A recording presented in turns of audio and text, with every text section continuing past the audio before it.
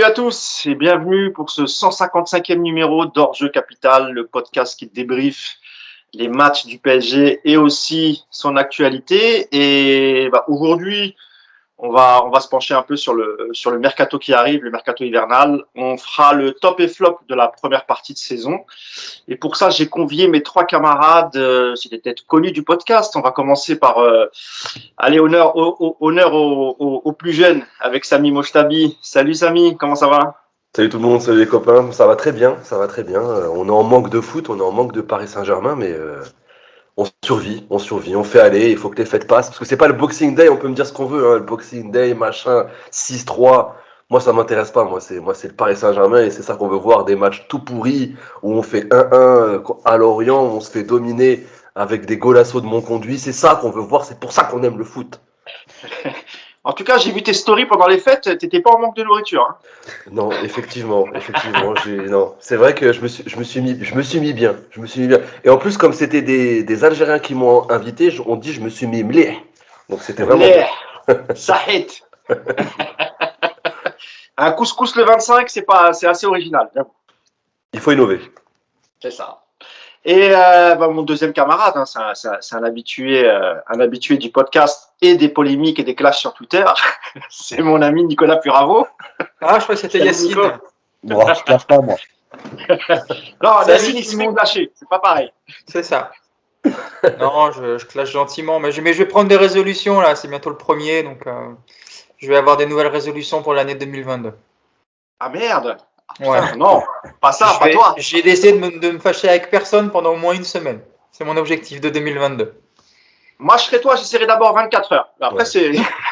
C'est vrai que ça fait beaucoup une semaine. Écoute, c'est tout le mal qu'on te souhaite. Et puis le troisième, l'inamovible, le titulaire indiscutable, c'est coach Yacine Amned. Salut Yass. Salut à tous. Bon, toujours sans lunettes, hein, Yacine. Toujours, ouais. Voilà. Tu sais qu'il y a des gens qui se posent des questions, hein, en commentaire YouTube. Hein. T'as des mecs qui sont prêts à faire une cagnotte Litchi pour t'offrir une paire de lunettes, Yacine. Merci.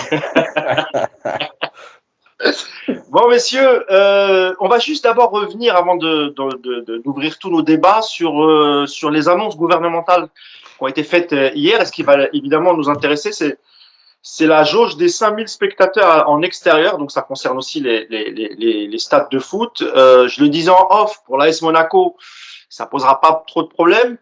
Pour les autres clubs, c'est un peu triste.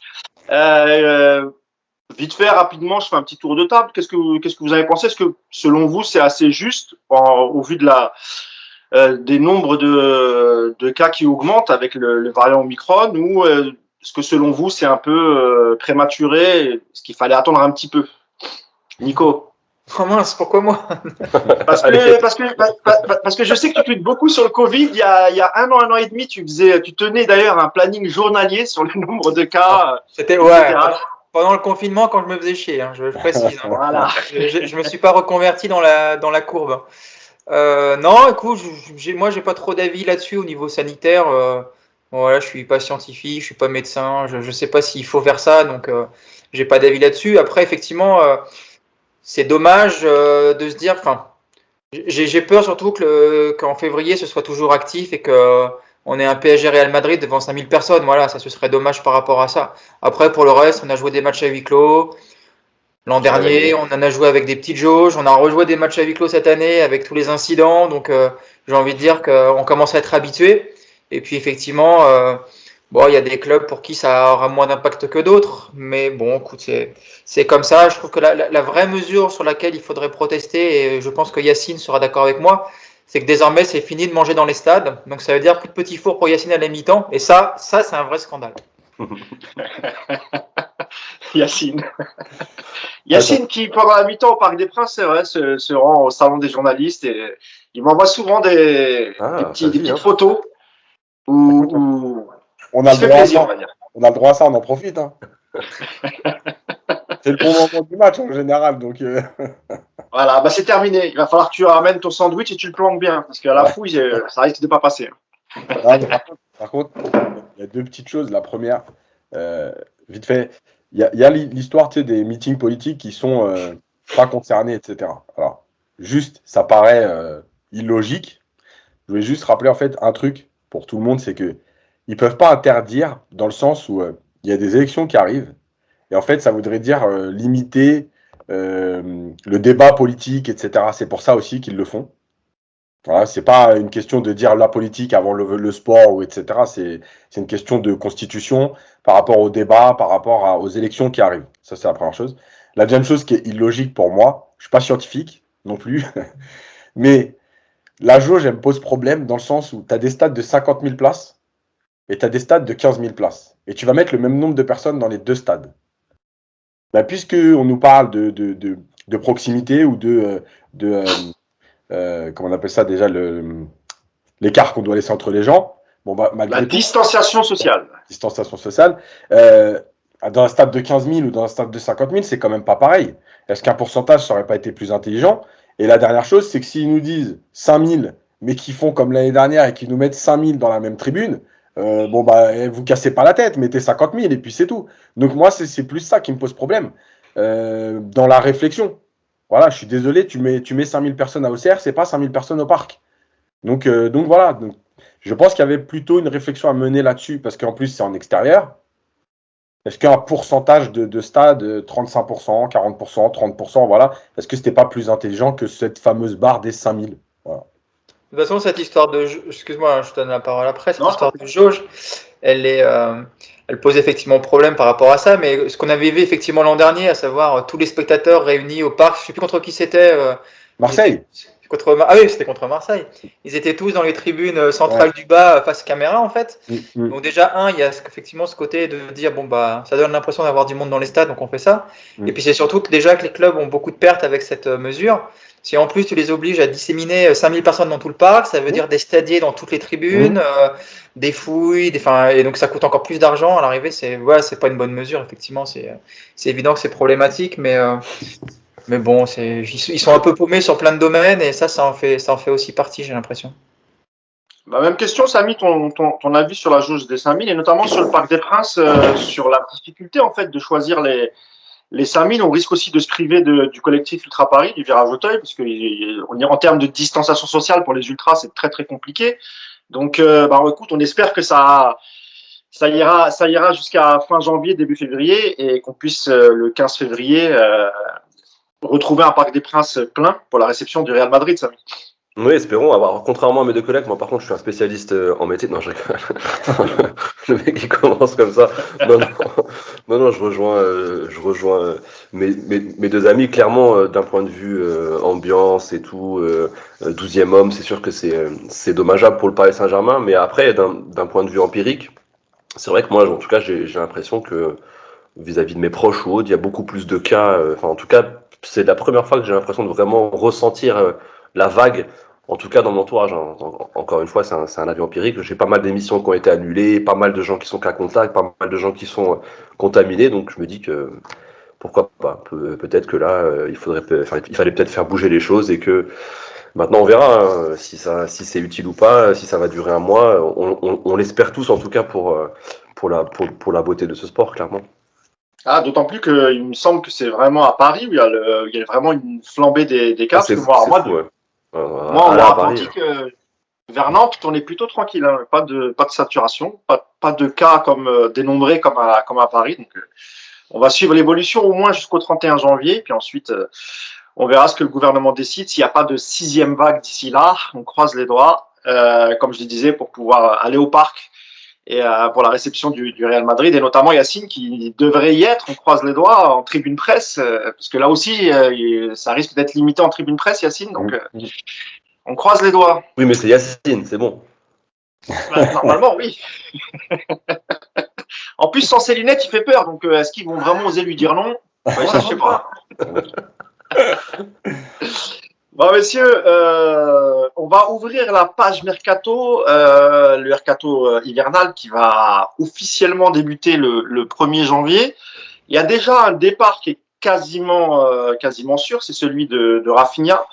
Quand je dis départ, c'est un prêt sans option d'achat, prêt obtenu par la Real Sociedad, actuelle 6e de Liga. Alors déjà, pour commencer, sur le départ de Rafinha, qui je rappelle a été très très peu utilisé par Pochettino depuis le début de saison, aurait pu rendre quelques services. C'est un milieu de terrain qui est assez technique. C'est ce qui manque aussi au Paris Saint-Germain. Après, on peut pas lui en vouloir d'aller chercher du temps de jeu puisque Pochettino ne lui en donne pas. Mais vous, sur le joueur, est-ce que vous avez quelques regrets, notamment sur son utilisation depuis le début de saison? Allez, on va lancer Yacine.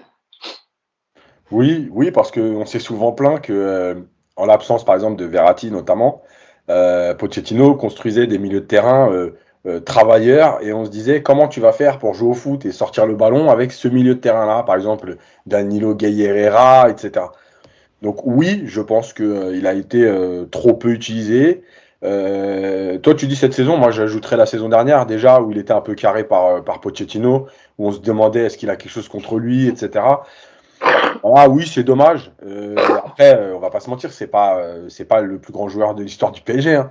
Mais techniquement, oui, je pense que c'était un joueur qui aurait pu apporter. Alors, en début de match, dans la construction du milieu, parfois aussi en cours de match, quand ça manquait un peu de maîtrise technique, etc. Voilà, Pochettino a décidé de ne pas l'utiliser. Il a fait, je crois, 5 bouts de match cette saison. Paris en a joué 27. Donc après, il n'y a pas de... Voilà, il n'y a pas de scandale à ce que lui aille chercher du temps de jeu. Il n'y a pas de scandale parce qu'il fait de toute façon même pas partie de la rotation. Voilà, c'est comme ça. Après je pense que c'est vraiment acté parce qu'il a tweeté ce matin merci pour tout et tout. Donc je pense que là, on n'est même plus dans le presque fait. Je crois que c'est fait. Oui, il a fait sa visite médicale normalement hier. En tout cas, il était en Espagne hier pour sa visite médicale. Simplement, il faut attendre le 1er janvier pour pouvoir officialiser sa venue du côté de la Real Sociedad. Samy, même question. Il a remercié les joueurs, les supporters. Voilà. Vous faites ce que vous voulez. Bah, tu sais, honnêtement, il peut quand même remercier Leonardo parce que c'est quand même lui qui l'a fait venir, qui l'a sorti du Barça où il enchaînait les prêts.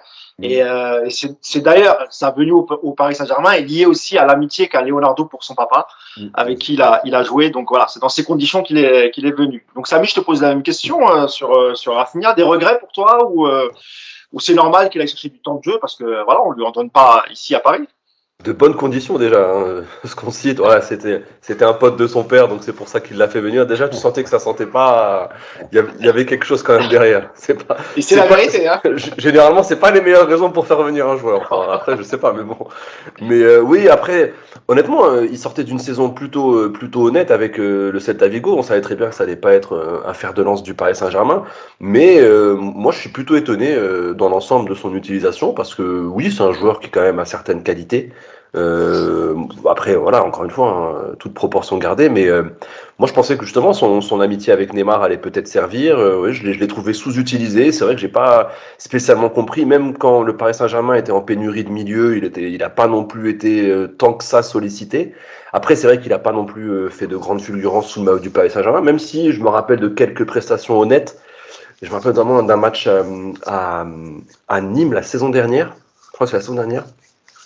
Où je l'avais trouvé pas mal et je me suis c'était les débuts, hein, il venait juste d'arriver et je me suis dit ouais parce que techniquement on sentait qu'il était facile et je sais pas, je me suis toujours dit qu'il aurait pu apporter un petit quelque chose.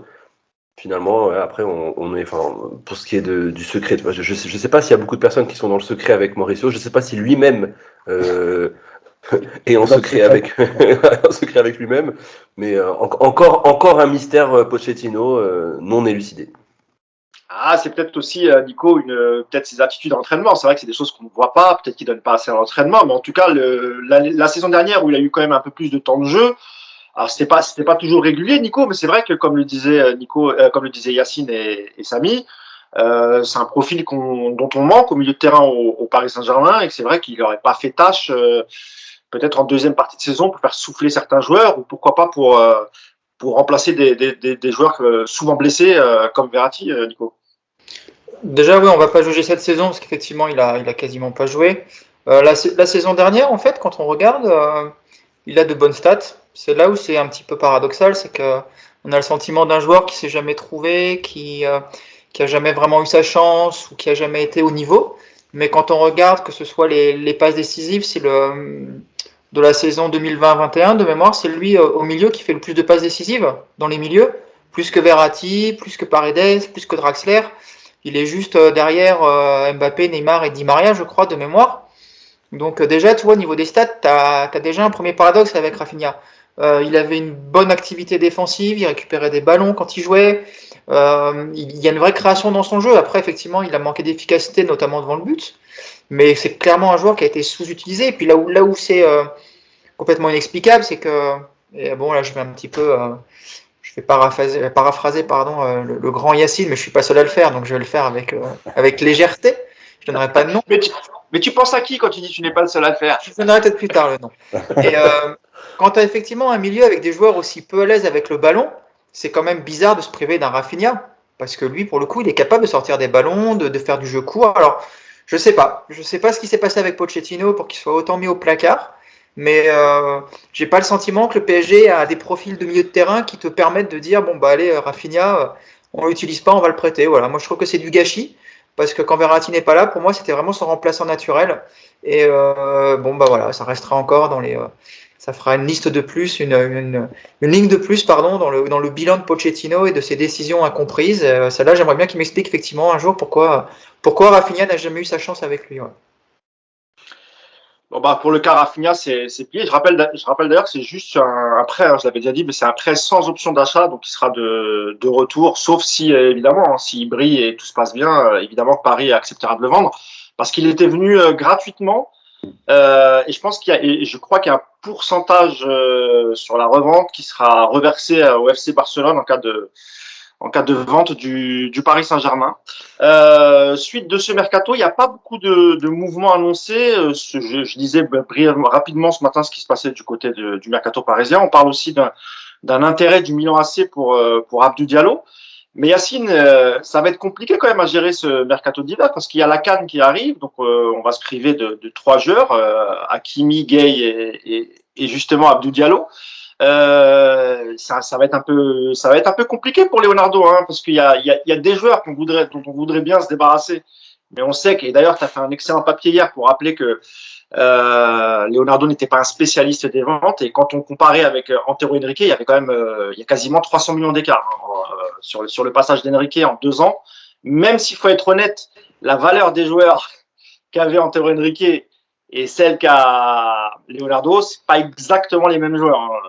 On pense à Lucas Moura, Matuidi, Pastore, etc. Quoique Pastore, c'était un peu difficile, mais c'était peut-être plus facile à vendre que Danilo, Draxler, ce genre de joueurs. Donc ça va être assez compliqué. Il va falloir marcher sur des œufs, là, Yacine. Par contre, il y a des joueurs il y a des joueurs qui seront normalement faciles à vendre, j'ai envie de te dire. Et là, je pense plutôt à Draxler. Un gardien comme Sergio Rico. Voilà, il y a ce genre de joueurs. C'est à Leonardo de faire le taf, mais ça a l'air de coincer. Après, je pense que il y a plusieurs problèmes, mais le vrai problème pour vendre ces joueurs, et on l'a répété 1000 fois, c'est le salaire. Ils ont des salaires qui n'auront ou très très peu de chances d'avoir ailleurs. Et en fait, on voit bien que tous, de Kurzawa à Draxler, ont décidé de se dire le temps de jeu, je m'en fous, j'ai mon salaire, j'ai ma bonne vie à Paris. Donc, vous cassez pas la tête, je bougerai pas. Voilà. Et effectivement, c'est un vrai problème. Et comme tu l'as dit, il y a aussi la CAN. Et en fait, le problème de la CAN, c'est que, alors, tu n'as que 3 joueurs, entre guillemets, qui partent, mais, dont 2, quand même, plutôt titulaires.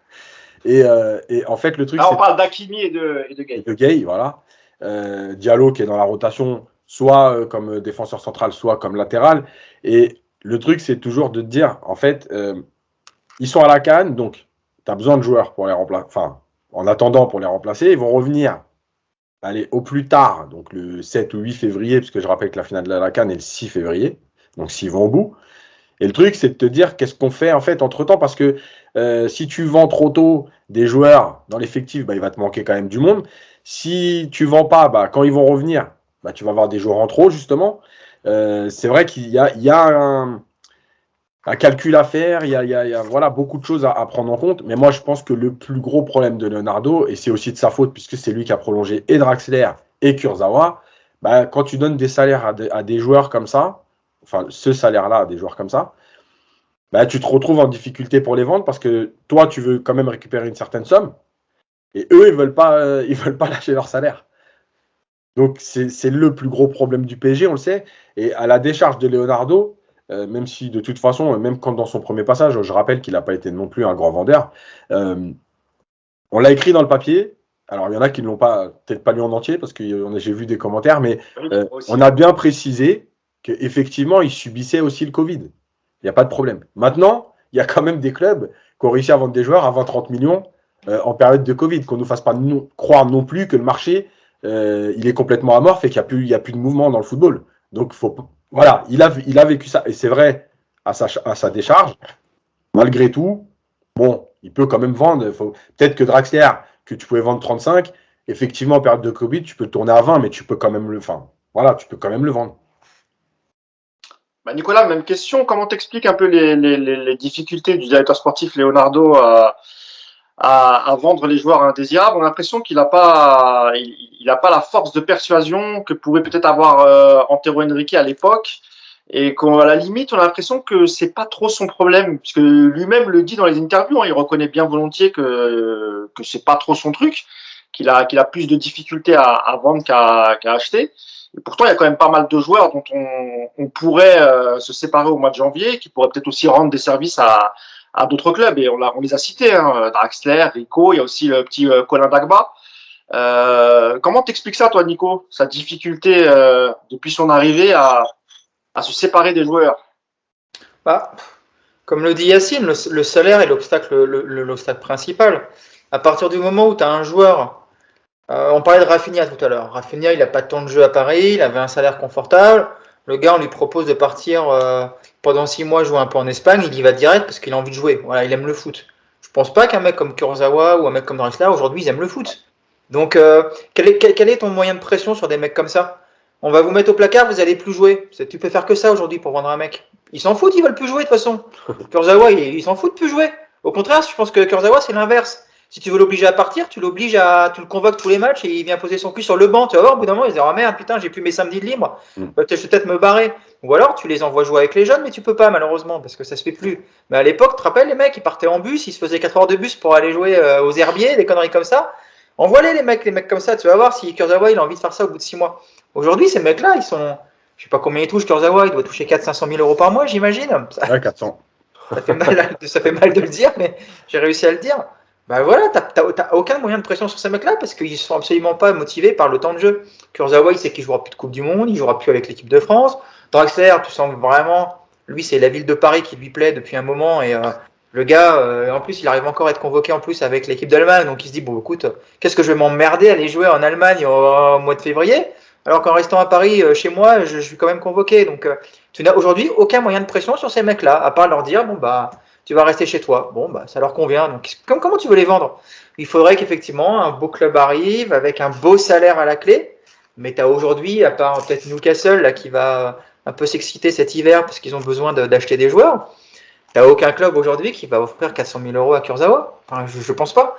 Ou alors, si ça existe, il faut absolument qu'ils passent nous voir avant parce que nous, pour beaucoup moins, on peut aller faire des podcasts chez eux et on sera ravis. Tu vois, enfin, ça n'existe plus ça aujourd'hui. Donc, c'est un peu aussi le souci du PSG, c'est pour faire venir des mecs, tu es obligé de les surpayer au niveau salaire, et puis bah, derrière, les mecs, quand tu n'as plus en vue d'eux, bah, tu ne peux plus t'en débarrasser. Donc c'est un petit peu le souci à Paris depuis quelques années. Sur quelques joueurs comme ça, on est près de notre propre piège. Et aujourd'hui, la vraie question, c'est même pas pourquoi on n'arrive pas à les vendre, mais pourquoi on les a prolongés surtout. On en avait déjà parlé ici, mais avec le recul, prolonger ces mecs-là 4 ans, c'est fou. Voilà, c'est fou. C'est vrai, Samy, que la politique salariale du PSG pour attirer des joueurs, enfin même un joueur comme Draxler qui arrive à l'hiver 2017, il me semble, qui était quand même un joueur promis un bel avenir à l'époque, hein, Draxler, qui était champion du monde en 2014 avec l'Allemagne. C'est vrai qu'il faut cesser cette politique salariale, Samy, ça devient très compliqué parce que les joueurs acceptent de signer parce que évidemment on les surpaye et ensuite quand ils ne font pas l'affaire. Et puis souvent, ils donnent pas le max parce qu'ils viennent uniquement pour le salaire. C'est compliqué. Et là, on se retrouve avec des joueurs sur les bras.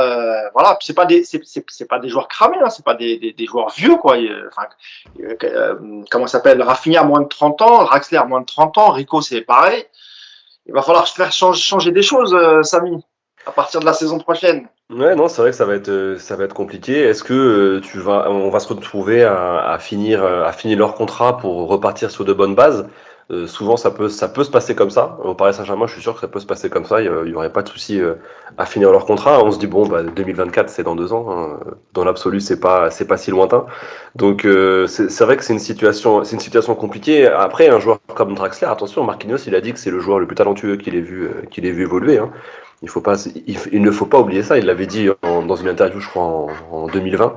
Alors peut-être que maintenant il le pense plus, puisque maintenant il joue avec Messi. Oui, mais Samy, Dani Alves avait été impressionné par Ben Arfa aussi. Bon, voilà. Oui, c'est vrai. Non, mais bon. Après, Draxler pour moi c'est celui qui représentait. On va dire c'était le prospect le plus intéressant. Tu l'as dit, c'était le Havertz de l'époque. Quand on l'a pris, c'était un joueur qui avait quand même une certaine cote et un potentiel intéressant. Sur les autres, c'est vrai que c'est compliqué de blâmer Leonardo. On connaît le marché des gardiens. Un gardien comme Sergio Rico, en plus, qui n'a pas non plus montré les plus belles garanties à ce poste. Hein. C'est un gardien honorable, honnête. Mais je peux comprendre que peu de clubs lui fassent les yeux doux. Aujourd'hui, quand on connaît la saturation de ce marché, c'est très compliqué. Ça bouge tous les 2-3 ans. Et pour les gros clubs, c'est encore plus fermé. Ça bouge 5, 6 et tous les 5, 6, 7 ans. Puisque c'est des postes où le joueur reste beaucoup plus longtemps. Donc ça, c'est compliqué. Et après, un joueur comme Kurzawa, tu sais quoi, moi je pense que de ceux qu'on a cités, c'est peut-être celui qui aurait la plus grosse cote, parce qu'en tout cas, de ce qu'on entend comme rumeur, il y a pas mal de clubs plutôt prestigieux qui s'intéressent à lui, que ce soit, tu l'as dit, en PL, il y a même Arsenal qui s'était penché sur lui, et apparemment c'était une vraie rumeur, parce que même les supporters anglais, ils questionnaient tout le monde sur Twitter. On sentait qu'ils avaient peur quand même parce que les retours n'étaient pas forcément fameux. Il y avait eu aussi le Milan AC, donc je pense que tu vois, il y aura peut-être une surprise avec Kurzawa. Moi, je le verrais bien partir dans un club qui pourrait nous surprendre. Et, on n'est pas à l'abri de nos surprises avec ce joueur. Kurzawa, pour tout te dire, il avait été, c'est vrai, pisté un moment par Arsenal. C'était l'année avant, juste avant, c'était sa dernière année de contrat, juste avant qu'il ne prolonge, puisque ça n'avait pas pu se faire. Et d'ailleurs, il avait changé d'agent à l'époque pour pouvoir aller jouer en Première Ligue, parce que sa priorité première, c'est la Première Ligue. Et c'est pour ça qu'il a signé dans l'agence de Kia Jorapchian, qui a des très très bons rapports avec Arsenal et avec plusieurs groupes de Première Ligue. Il y a aussi, on parle d'un intérêt de West Ham pour Kurzawa. Juste un intérêt. Par contre, il y avait eu des rumeurs qui parlaient du Napoli. Moi, je me suis renseigné. Il y a très très très peu de chances que le Napoli recrute Kurzawa. Et même si c'était le cas, ça serait un prêt. Et encore une fois, je suis pas sûr que Kurzawa veuille partir en prêt 6 mois. C'est soit il y a un club qui l'intéresse, un bon club de Première Ligue, et il ira. Mais il faut au moins un prêt avec option d'achat. Sinon, ça va être compliqué. Oui, Nicolas. Sur la politique salariale, moi je pense pas que le PSG va pouvoir changer cette politique, parce que si tu donnes pas des grosses sommes à certains joueurs, ils viendront pas en Ligue 1, on le sait. Le PSG aujourd'hui c'est un club prestigieux, mais il n'y a pas que ça suffit pas aujourd'hui pour convaincre des joueurs.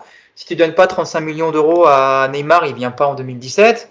Là, si tu arrives à prolonger Mbappé, et même si j'entends qu'il n'y a pas que l'argent, mais tu es obligé sur des joueurs comme ça de donner des gros salaires. Et le problème du PSG, c'est que même sur des joueurs, on va dire un peu plus moyens, des Draxler, des Gay. Moi, c'était là-dessus, Nico, en fait. C'était sur ce type de joueurs. Pas Messi, ni Neymar, ni Mbappé, mais tu es obligé, des joueurs. Parce que les stars, les joueurs moyens sur lesquels, quand tu es en concurrence avec un club anglais, espagnol et même allemand aujourd'hui sur des joueurs moyens, si tu veux que le joueur moyen il vienne chez toi, tu dois le payer plus que les autres clubs, parce que la Ligue 1 aujourd'hui, que tu le veuilles ou non, c'est un vrai frein pour ce genre de recrutement. Et donc aujourd'hui, le problème du PSG, j'ai envie de te dire, c'est même pas de trop payer certains joueurs au niveau salaire, mais c'est plutôt derrière de pas avoir la capacité de bien les gérer, de pas avoir une exigence avec eux, de pas avoir un cadre plus strict, d'avoir, toi, je suis désolé, mais on parle de Draxler. Moi, j'aime beaucoup Draxler, donc j'en parle d'autant plus facilement, mais tu vois certains comportements de Draxler en match où il se fout de la gueule du monde. Désolé Yacine, c'est ton expression, je le sais, mais je l'ai prise. Donc il se fout du monde sur son comportement, et il est là le problème. Moi, ça me pose pas de souci que le PSG, qui a des moyens financiers pour se le permettre, paye plus cher des joueurs qu'ailleurs au niveau salaire, mais derrière, tu dois avoir un comportement, tu dois avoir des exigences. Et aujourd'hui, le problème du PSG est là, c'est que tu fais venir des mecs très chers, tu leur donnes des salaires très confortables, et derrière, les mecs, ils se vautrent dans un confort parce qu'on les laisse faire. Et tu vois, je suis pas sûr que ce qu'on voit avec Icardi, ce qu'on voit avec Draxler, avec Kurzawa, je suis pas sûr qu'au Bayern, à City ou au Real, tu puisses voir des comportements comme ça, même si je sais que ça arrive. Gareth Bale, par exemple, a été un exemple. Mais tu vois, voilà, le PSG a surtout besoin d'une structure. Si tu payes des mecs comme ça à ce prix-là, derrière, il faut que les mecs ils aient pas le sentiment d'arriver dans un canapé et puis de pouvoir glander pendant 4 ans, quoi. C'est surtout là le problème. Après, il y a Yacine, juste pour... Vinted et le Bon Coin, ça marche bien en ce moment. Ouais. Non, mais c'est intéressant ce que dit Nico Yacine sur. Il prend en exemple certains clubs, mais on peut parler du Bayern Munich qui, eux, quand ils sont en négociation et que le joueur n'accepte pas les conditions du club, ils ferment directement les négociations. Le dernier exemple, c'était je crois que c'était à Alaba, quand il signe à Madrid. Il y a eu d'autres exemples. Il y a aussi le cas de Coman qui n'a toujours pas prolongé, qui est dans sa dernière année, et où il semblerait que le Bayern ait abandonné l'idée de le prolonger parce que voilà, lui aussi est assez gourmand. Donc il y a aussi d'autres clubs qui te prouvent que c'est possible. Alors c'est le Bayern Munich et peut-être que le championnat allemand est au-dessus du championnat français, mais il faudrait aussi pouvoir attirer des joueurs avec ton projet sportif et aussi le fait que ton club peut aller très loin en Ligue des Champions chaque saison. C'est pas encore le cas, Yacine. Ouais, mais je reviendrai vers toi, Samy, pour la moue que tu as fait concernant le comparatif avec la Bundesliga et la Ligue 1. Non, mais en fait, je pense que ce que dit Nico, c'est vrai, on l'a dit plein de fois ici. La Ligue 1, elle a un retard là-dessus, sur cette visibilité, cette médiatisation. Et donc, les joueurs, pour venir en Ligue 1, bah oui, il faut allonger un peu plus que les autres. Maintenant, moi, je vais amener le parallèle comme on l'a fait sur le marketing, à savoir que Paris avait besoin de développer son marketing pour exister, pour installer une marque, parce qu'il fallait générer tes propres ressources financières. Et donc, tu étais dans un championnat moindre, donc il fallait bien créer quelque chose. Ils l'ont fait à travers les stars, les réseaux sociaux, etc. Donc, ils ont développé la marque.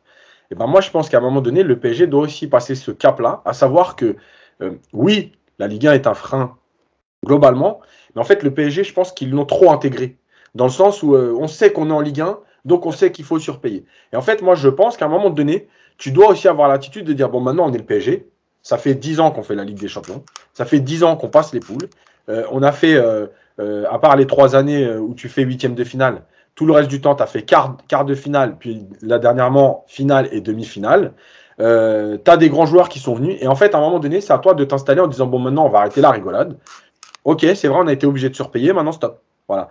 Quand je dis surpayer, c'est vraiment l'extrême, c'est-à-dire que pour avoir un Draxler à l'époque, si un club espagnol ou anglais avait proposé 450 000 à Draxler, toi, il fallait que tu montes à 600, 650. D'accord. Aujourd'hui, tu dois être capable de proposer la même chose. Allez, tu fais la rallonge, par exemple, 450, je te monte à 500, mais pas à 700. Parce que l'écart, il est trop grand. Et en fait, ces 300 000 euros d'écart, tu les payes sur la durée parce que le mec sait qu'il ne retrouvera pas ça ailleurs, il veut pas partir, tu es dans l'engrenage. Et je pense réellement que c'est la position du PSG qui doit changer.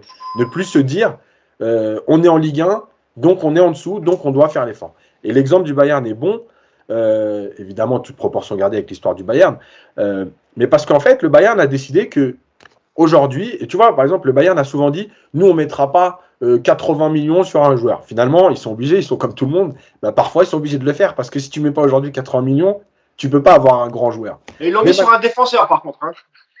Oui, mais même Leroy Sané, enfin, tu vois, tu les mets encore. Mais dans leur attitude vis-à-vis du joueur, le joueur n'est pas au-dessus de l'institution. Quand Leroy Sané, l'année dernière, il fait des mauvais matchs, il n'y a pas de passe-droit. Et la dernière chose, c'est qu'à un moment donné, le Bayern, quand ils disent on te prolonge, voilà nos conditions, on est le Bayern, t'acceptes pas, bah stop, on rompt les négociations, t'es sur la liste des transferts, libre ou pas d'ailleurs, parce qu'à là-bas, il était quand même libre, t'es sur la liste des transferts, nous on va commencer à préparer l'avenir maintenant en trouvant ton remplaçant, et le club continue à vivre. Et je pense que c'est réellement la position du PSG qui doit changer vis-à-vis de ça.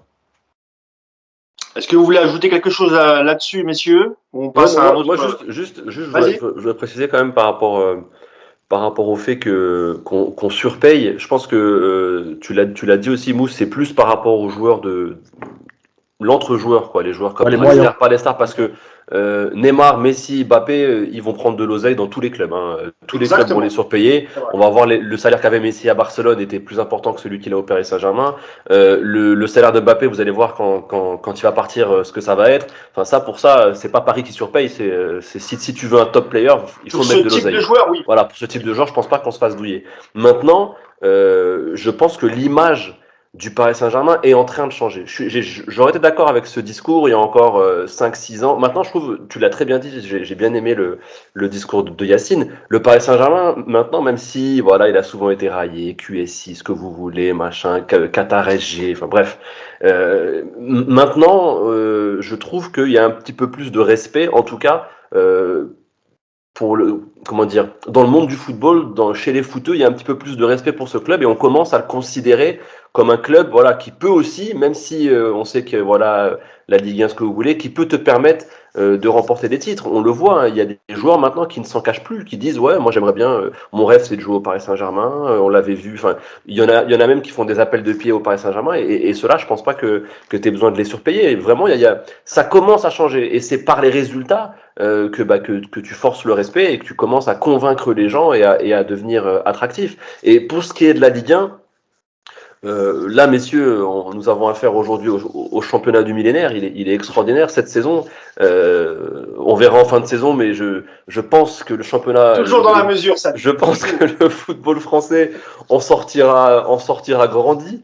On en reparlera en mai prochain. Mais je pense que ça aussi, ça a tendance à changer. Et on le voit encore. Enfin, il y a quand même des joueurs qui commencent à venir. Il y a des choses qui se passent aussi. Ça aussi, je pense que ça évolue. Et je pense que les résultats des clubs français en Coupe d'Europe vont aussi inciter à mieux. Et on peut le voir, Lyon a réussi à amener quelques joueurs de renom, Monaco en a aussi, des internationaux étrangers de très bonnes équipes, Nice aussi. Ça commence un petit peu à bouger, hein. On n'est plus dans un championnat il y a 5-6 ans où seul le PSG polarisait des joueurs de renom et des internationaux de nations qui comptent.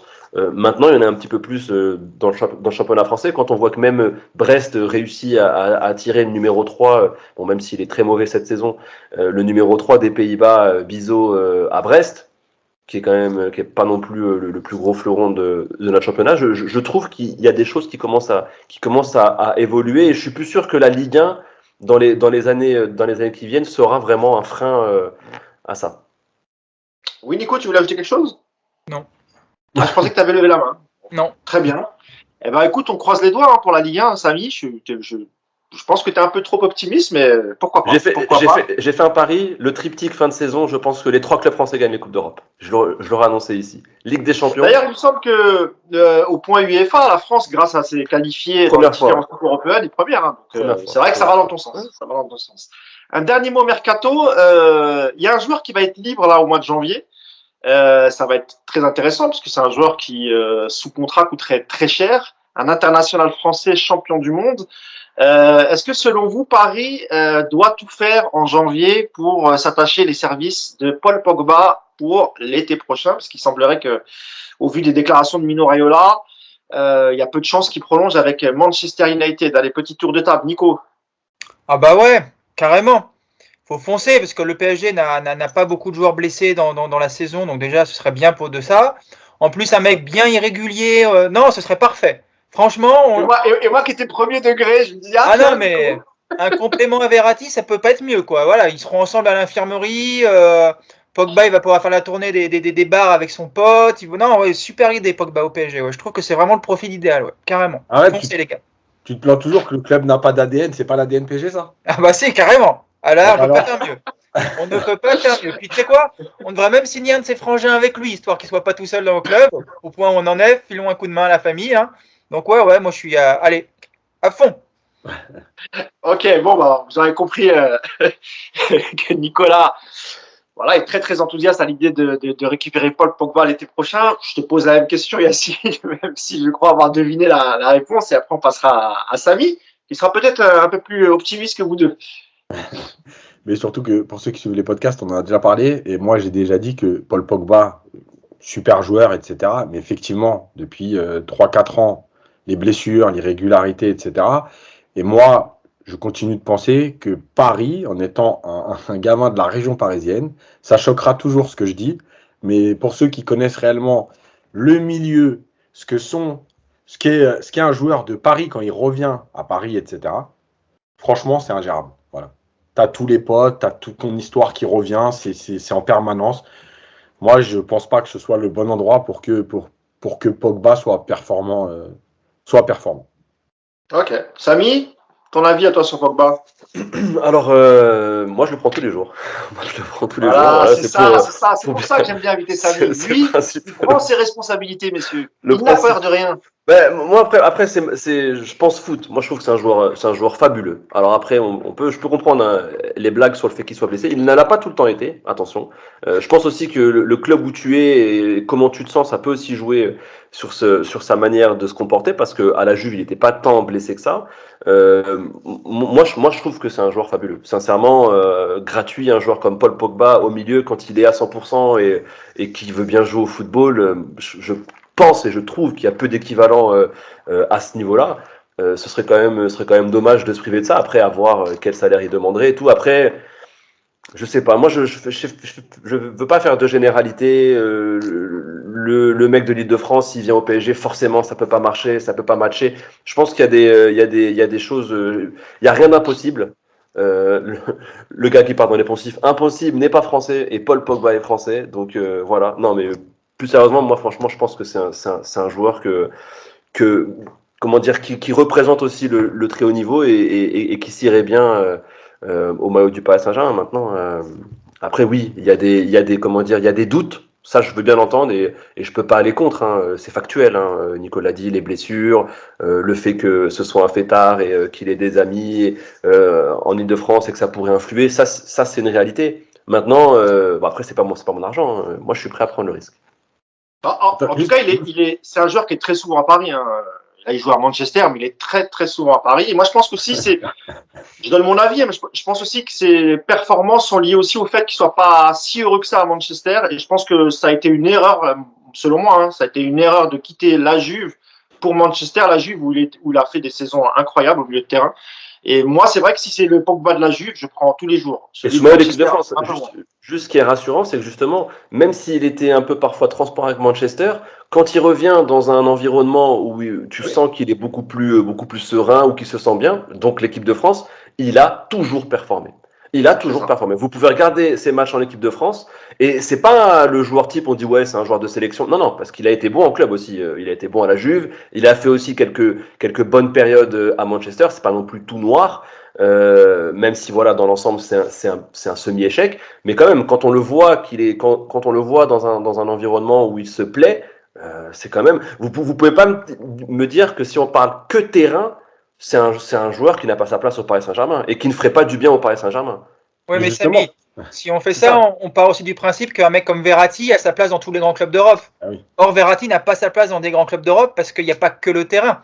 Tu as besoin, quand tu recrutes un mec comme Pogba qui va te coûter allez, 20, 25, 30 millions d'euros par an, tu as besoin de tout analyser. Aujourd'hui, Pogba, bah, depuis 3-4 ans, c'est quand même un semi-échec en club. En sélection, alors oui, il est présent sur les grands rendez-vous, mais je peux pas te laisser dire il est toujours bon en bleu. Non, je peux te ressortir un paquet de matchs où Pogba, il est vraiment pas beau. Par contre, effectivement, à la Coupe du Monde ou à l'Euro, il arrive effectivement à endosser ce rôle de leader. Alors, il y a peut-être effectivement juste cet aspect-là où je te rejoindrais, c'est de se dire, voilà, c'est peut-être justement le genre de leader dont le PSG manque et qui pourrait te faire du bien au club.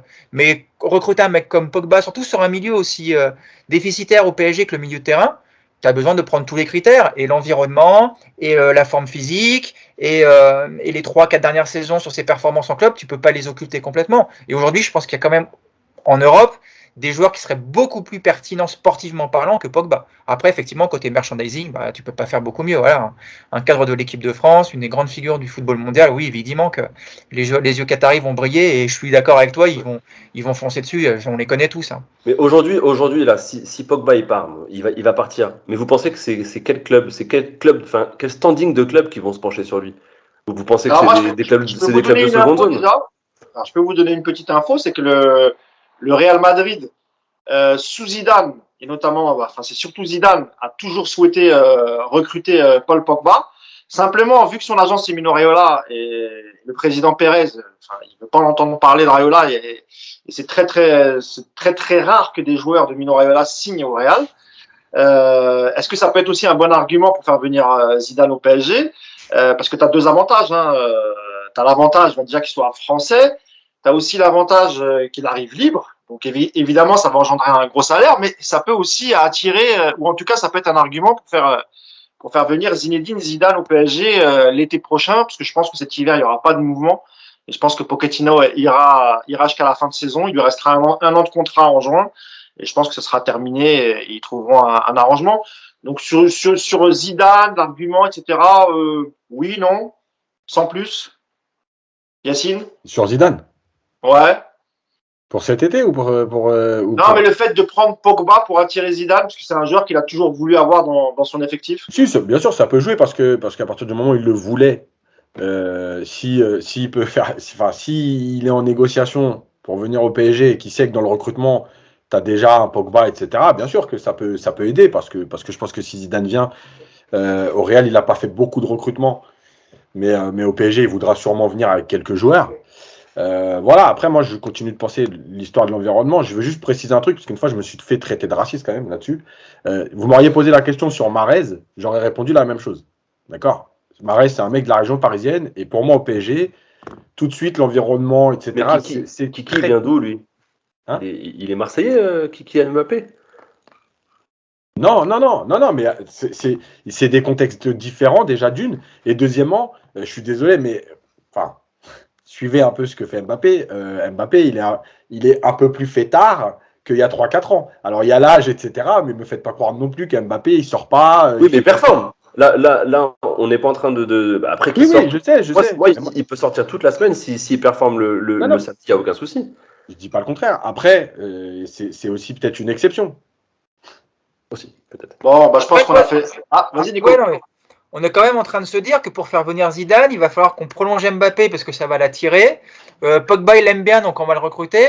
Donc, tu vas te dire à quel niveau de détresse le PSG actuellement, quoi, pour avoir Zidane. Donc là, Zidane, j'ai vu qu'il était à Euro Disney, moi, la semaine dernière. Oui. Donc, c'est quoi? Du coup, on recrute Mickey, Dingo, tout ça, on les met au milieu de la pelouse pour lui dire, regarde, c'est Mickey ici. C'est quoi le. Enfin, Non, on va pas non plus. Non, le projet, c'est que QSI rachète Euro Disney. C'est ça. On va mettre Space Mountain au milieu du parc, comme ça Zizou il viendra faire un tour avant les matchs, il sera content. Enfin, tu vois, si en plus, si on en est à ce point de se dire, il faut qu'on recrute des joueurs puisque ça va plaire à Zidane et ça va le Ouais, mais ça, là, les gars. Mais ça, c'est le propre de tous les grands coachs ou Quand tu veux le top du top dans un domaine, Manchester City, quand ils ont fait venir Guardiola, ils lui ont mis le tapis rouge. Tu veux quel joueur? Tu as ça. Je veux dire, c'est pas propre au Paris Saint-Germain, ça. Si tu veux faire venir, bon, à part le Real Madrid. Tous les clubs, si tu veux venir aujourd'hui, Zidane, c'est top 5 entraîneur, c'est 3 Ligues des Champions de suite, c'est le haut du panier. Je pense que si tu veux le haut du panier, ben, à un moment donné, ben, c'est ça, tu dois mettre toutes les chances de ton côté. Et c'est pas que le Paris Saint-Germain qui ferait ça, c'est juste ça. C'est le monde du foot qui est comme ça. City, ils ont fait ça. Quand le Bayern a voulu Guardiola aussi, ils lui ont dit, tu veux quoi? On va s'adapter, on va faire ça. Quand Mourinho se déplace, pareil, les clubs, ils font tout pour, enfin, presque plus maintenant parce qu'il a perdu de son standing, mais quand un top coach arrive, bah, tu fais tout pour le séduire. Il arrive, mais quand il arrive, Samy, là on est dans le process oui, c'est normal. Vrai, là, Zidane signe au PSG au mois de juin, si en juillet il réclame Pogba, ok, tu fais venir Pogba parce que tu estimes que c'est une bonne nouvelle. Là on est plutôt en train de se dire, est-ce qu'on signe pas Pogba au mois de janvier? Parce que comme ça, quand on va parler avec Zidane en juin, ah regarde, on t'a fait venir Pogba, on sait que tu l'aimes bien, donc vas-y, rejoins-nous, toi. Ouais. C'est un peu différent. Je pense pas que ce soit l'argument premier, Nico. Je pense que ça peut faire partie des arguments, mais l'argument premier, c'est d'abord, c'est un joueur libre. Et un joueur de son standing, ça coûte extrêmement cher. Et le deuxième, c'est le fait qu'il soit français. Je pense, après, on peut supputer sur Zidane, etc. Mais je pense que les deux premiers, et puis aussi le profil du milieu de terrain aussi, qui est quand même intéressant quand il est en forme. Combien combien ça vaut aujourd'hui un Pogba sur le marché s'il était libre, là, s'il était transférable? Combien il a 28, 29 ans, Pogba. Hein. Non, ça vaut plus 100 millions, Pogba. 50. Non, ça vaut pas 100 millions. Fini. Avec le Covid, à son âge, 28, 29 ans, s'il lui restait 2 ans de contrat, ouais, c'était 50 millions, je pense. C'est ça. C'est moins cher qu'un Icardi. Non, Icardi aujourd'hui vaut beau. Non, bah, là tu prends le prix d'Icardi à oui, Icardi il en vaut à peine 30, Icardi, hein, honnêtement. Ouais. Icardi, il vaut moins cher qu'ailleurs qu'aujourd'hui, à ce qui paraît. C'est un Icardi sans sa doudoune. Voilà, en gros. On va acheter Icardi sans sa doudoune. Et sans Vanda. Et sans Vanda, surtout. On a fait le tour un peu pour cette ouverture du mercato hivernal. Hein. Il restera encore un mois à partir du mois de janvier. Je pense qu'il y aura peut-être d'autres mouvements. On en parlera dans les prochains podcasts. Et là, il nous reste un petit quart d'heure, 5 minutes chacun. On va essayer de faire un petit bilan de la première partie de saison. Et pour ça, je vous ai demandé à vous trois vos top et flop dans cette première partie de saison. Allez, je vais commencer par toi, Nicolas. Alors sur les tops, avec Samy, vous êtes quasiment raccord. Je crois que c'est les mêmes. Hein. Il s'agit évidemment Kylian Mbappé, Marquinhos, le capitaine courage, et la nouvelle recrue au poste de gardien de but, Donnarumma. Donnarumma, c'est vrai, qui a fait plutôt des bons matchs en alternance avec Navas. C'était top, ça, Nico. Si tu peux nous en parler, développer un petit peu ce que tu as aimé, ce que tu n'as pas aimé. Sur les tops, il n'y a pas trop de surprises. Hein. Je vais aller vite. Donnarumma, d'abord, parce que je trouve qu'il fait une première partie de saison juste parfaite. Il est décisif dans les matchs où il est là. Il fait pas d'erreur. Et pour moi, il a déjà dépassé Navas dans la hiérarchie. Et je comprends aujourd'hui que ce soit un problème politique d'officialiser ça, mais voilà, pour moi, Donnarumma est largement meilleur de toute façon, on le savait déjà, que Navas, et il le prouve aujourd'hui. Et puis je le mets aussi en top parce que ça prouve aussi que la gestion des gardiens, pour le coup, j'ai trouvé qu'elle a été plutôt pas mal dans cette première partie de saison. On avait un peu peur de ça et ça s'est plutôt bien passé. Après Marquinhos, parce que c'est le joueur le plus régulier du PSG depuis le début de la saison. Voilà, il a un rôle difficile parce qu'il est dans une équipe très bancale et on l'a déjà souvent dit ici, il doit compenser un coup à droite, un coup à gauche, un coup devant. Enfin voilà, il doit vraiment se démultiplier sur le terrain et je trouve qu'il fait une première partie de saison vraiment de très très haut niveau, même si tout n'a pas été parfait. Et puis enfin Mbappé, parce que Mbappé, sans le PSG aujourd'hui, enfin sans Mbappé, le PSG aujourd'hui offensivement n'existerait pas. C'est triste à dire et c'est évidemment pas de la faute uniquement des joueurs. On parlera de ça après dans les flops. Mais voilà, aujourd'hui, tu vires Mbappé du PSG. Cette équipe ne ressemble à mon avis à pas grand chose et je suis pas sûr qu'on soit en train de se dire que c'est une super première partie de saison parce qu'on a 13 points d'avance en Ligue 1 et qu'on est qualifié en 8e. Moi, j'aurais vraiment presque aimé voir une première partie de saison du PSG sans Kylian Mbappé pour nous rendre compte à quel point cette équipe était en grande difficulté dans plein de domaines. Donc voilà mes trois tops et je pense qu'il n'y a pas beaucoup de surprises à ce niveau-là. Oui, tu m'as même dit en off, Nico. Ouais, dis-moi. Je disais, tu m'as même dit en off, Nico, que le PSG sans Mbappé, c'est l'OL, quoi. On est 13e, quoi. L'OL ou l'OM? L'OL, l'Olympique Lyonnais. Bah non, peut-être pas 13e. Non, mais honnêtement, je pense que sans Mbappé, le PSG est pas forcément leader à la trêve. Honnêtement, je le crois vraiment. Ah ouais, non, mais je suis pas loin de penser la même chose que toi. C'est vrai il y a une forte dépendance à Kylian Mbappé au PSG. Faut voir le nombre de buts qu'il a inscrits. Et surtout, le jeu produit Samy par le PSG sans Kylian Mbappé, il y a une sacrée différence. Je te donne la parole parce que c'est les mêmes tops. Alors peut-être pour des raisons différentes. J'imagine que non quand même. Oui, non, on se rejoint pas mal. Je suis d'accord pour Donnarumma. Moi, j'aime bien quand un joueur me donne tort. Forcément, nous on connaissait Navas, il nous avait fait du bien, il nous avait fait plaisir. Et moi j'aime beaucoup aussi le Real Madrid. On va dire c'est mon deuxième club de cœur, donc j'avais aussi pas mal d'affection pour ce joueur. Et c'est vrai que voilà, je prenais son parti. Et Donnarumma, moi j'aime bien quand un joueur me fait mentir et me change mon avis. Et c'est ce qu'il a fait. J'étais pas forcément pour. Et puis force est de constater que c'est un top gardien et qu'on a très bien fait de le prendre et que je pense que la cage du Paris Saint-Germain est sous de bonnes gardes pour les prochaines années. Donc voilà, pour moi, top. Quand il rentre, il est décisif. Je le trouve même beaucoup plus... Alors, je sais pas si c'est parce que Donnarumma est là. Je trouve que Navas est un peu plus fébrile sur ce début de saison. Là. Les 4 premiers mois ont été compliqués. J'ai l'impression que c'est plus le même gardien, quoi. Il a perdu en confiance. Et donc là, maintenant, et c'est Donnarumma qui a tout récupéré. Et de toute façon, même de plus en plus, j'ai l'impression que Donnarumma est privilégié pour les matchs à très, très gros enjeux. Donc on peut nous dire tout ce qu'on veut par rapport à la rotation. On a très bien compris maintenant qui était dans l'esprit du coach et dans l'esprit du club le gardien numéro 1. Pour ce qui est Samy, pour le 8e, toi, tu es pour mettre face au Real, tu es pour mettre Donnarumma aller-retour? Oui. Ouais, je pense que oui. Là, en plus, tu jouerais sur le levier émotif avec Navas, son ancien club. Après, tu prends le risque aussi de tuer Navas parce que c'est clair que si tu le fais pas jouer de la double confrontation contre son club avec lequel il a tout gagné, ça va être un choix compliqué. Mais moi, je continuerai sur Donnarumma. Par rapport à ce qu'elle a montré, là maintenant, c'est la logique du terrain et sur le rectangle vert, c'est Donnarumma pour le moment qui a le plus prouvé depuis le début de saison. Pour ce qui est de Marquinhos, oui, pas grand chose à rajouter. Capitaine courage, je pense que on peut le mettre depuis 5-6 ans dans les top bilans de saison. Voilà, c'est le joueur qui est le plus régulier, tu l'as très bien dit, qui déçoit que très rarement, ça lui arrive, mais il déçoit que très rarement. Et puis il est tellement partout qu'il réussit même aussi à être décisif offensivement. Donc que lui reprocher. Et pour Kiki, ouais, pareil, hein, moi ça fait déjà 5 ans que je dis que c'est lui le leader offensif du Paris Saint-Germain. Tu peux lui mettre Neymar dans les pattes, tu peux lui mettre Messi dans les pattes, tu peux lui mettre qui tu veux dans les pattes. Ça restera. J'espère qu'on va prendre conscience qu'on a sous les yeux un top player. Je revoyais encore sa saison 2018 là à 24 titularisations et 33 buts en Ligue 1. Mais qui fait ça à 19 ans? Et ça, on est là à lui tomber dessus parce qu'il a raté son huitième de finale contre Manchester. Enfin bref, c'est fou. J'espère qu'avec cette saison qu'il est en train de nous faire, parce que on le voit même quand il rentre, il change tout. C'est-à-dire que le gars, il apporte la lumière dans cette équipe. Il réussit des choses invraisemblables sur le terrain. Là, il est en train de marcher sur l'eau. Hein. On a un phénomène.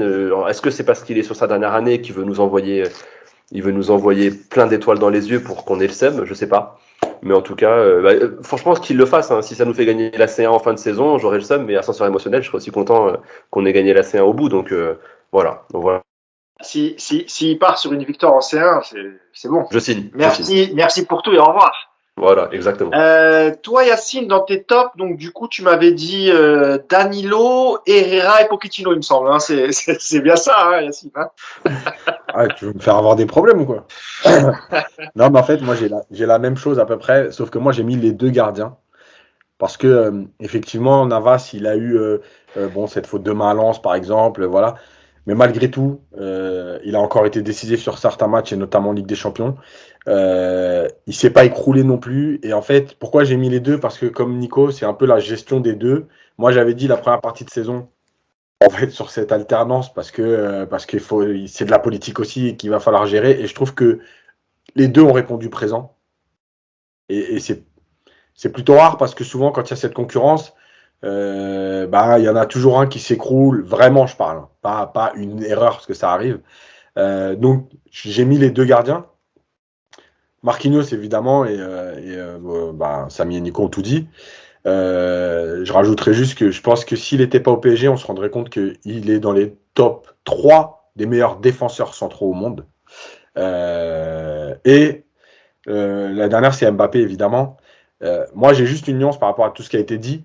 C'est qu'en fait, on dit aujourd'hui, sans Mbappé, etc. Mais et je ramènerai au Portugal, quand il y a Ronaldo, évidemment, Ronaldo est décisif, etc. Mais sans Ronaldo, le Portugal joue mieux qu'avec Ronaldo. Voilà. Donc en fait, est-ce que si tu n'as pas Mbappé, mais je parle dans l'idée, pas le fait qu'il soit absent. Si Mbappé avait été vendu, est-ce que tu n'aurais pas proposé un autre style de jeu puisque tu n'as plus Mbappé? Et est-ce que ça n'aurait pas fonctionné sans Mbappé? En fait, c'est ça la vraie question. C'est qu'aujourd'hui, le PSG est quand même beaucoup orienté vers Mbappé, notamment dans ce jeu long, parfois systématique, pendant une mi-temps où tu cherches que la profondeur et vas-y Mbappé, cours. Mais est-ce que si c'est pas Mbappé, justement, tu joues pas différemment? Et je parle pas là de quand il est absent, parce que le problème, c'est que quand il est absent et que tu mets Icardi, il faudrait jouer différemment. Sauf que le PSG n'a pas de style, donc c'est compliqué. Mais si tu mets Icardi, par exemple, avec des joueurs de côté qui centrent, etc., peut-être que ça fonctionne et qu'Icardi, il a 20 buts. Tu vois ce que je veux dire? C'est cette nuance-là. C'est-à-dire que et je l'ai mis dans les tops, donc je suis conscient aussi de ce qu'il a apporté. En gros, tu dis que le PSG dépend beaucoup d'Mbappé, mais c'est aussi un peu la faute de la manière dont joue le PSG, que t'as pas trop le choix en fait. Exactement. D'ailleurs, la preuve, regardez le Real Madrid avec Ronaldo et Benzema. Tout le monde disait Benzema, c'est pas un buteur. Regardez, il est au service de Ronaldo. Bah oui, quand il y a Ronaldo, c'est comme ça. Mais quand Ronaldo est parti, le Real s'est pas écroulé et Benzema a marqué des buts. Parce que le jeu est devenu différent. Donc, je suis d'accord pour dire que c'est un top. Je suis d'accord pour dire que aujourd'hui, en tout cas sur les matchs, heureusement qu'il est là. Moi, je suis pas aussi catégorique de dire s'il n'était pas là, le Paris serait 17e. Quoi. Voilà. Dans le même style de jeu, je pense que on serait pas 17e. Hein, mais si tu évolues pas dans ta manière de jouer, et si t'as pas Mbappé, tu n'es que Icardi la première partie de saison, ça aurait été quand même très compliqué. Sinon. Oui, parce que à cause du style. Mais voilà, est-ce que Pochettino aurait fait autre chose sans Mbappé?